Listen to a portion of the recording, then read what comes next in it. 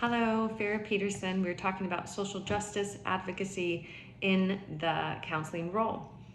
How does understanding of cultural humility impact counselors or us as future counselors? I love this quote by Sue and Sue, 2015. You can find it in our Introduction to Counseling.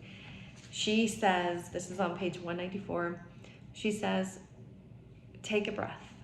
Now, why are we taking a breath? Why would she say that? And I really kind of thought over this for a while, and I thought, we got to take a breath because this is going to be challenging. This is not going to be easy. Sitting across from a person that looks different than you, that thinks different than you, that has a different environment, and someone that is culturally different, maybe even from a different country. So this is an approach that we have to take as counselors. So I feel like when she says take a breath, she's saying, this is going to be tough. Take a breath and approach it from a place of seeming ignorance. And of course, she's saying it, meaning social justice or cultural humility awareness. Just approach it from that. We're seemingly ignorant instead of as an expert. This was Sue and Sue 2015. And this was just a beautiful quote from her because I feel like she's right. We need to be sitting over from a client and just being blissfully ignorant as to who they are. No judgments, no discrimination. So anyway, the ethical principles that apply to this, I feel like, are the ACA Code of Ethics, 2014. The American Counselor Association created these ethics for us, but not only for us, but for the client. For me, they're comforting because they're close to my values and I can always go back to them.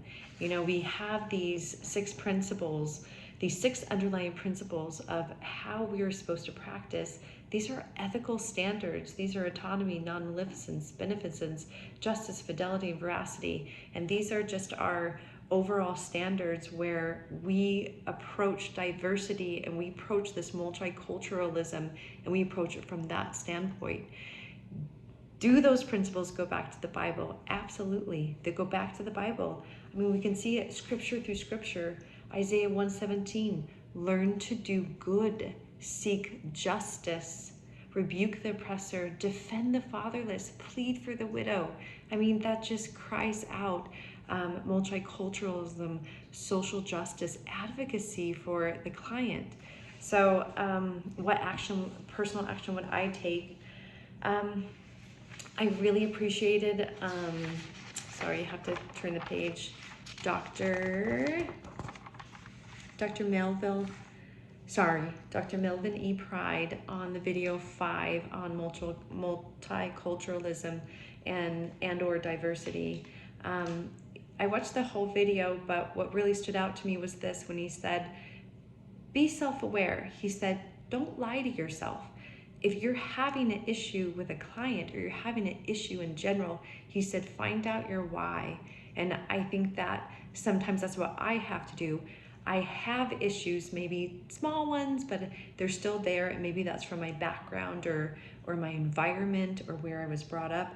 But I never really dig into why I have these. And I think it's very, very important that why will help us be a better counselor to our clients. The last thing is our advocate. I am an advocate and I am a CASA. I am a court-ordered special advocate for abused and neglected children. Why? Because I advocate. I am these children's voices when they don't have a voice. This advocacy is so important, and I would love to relay this over to the counseling field. I think it would be a beautiful alliance that I can create because I'm used to being an advocate for children, and I would like to be an advocate for our professional field. So thank you so much. God bless.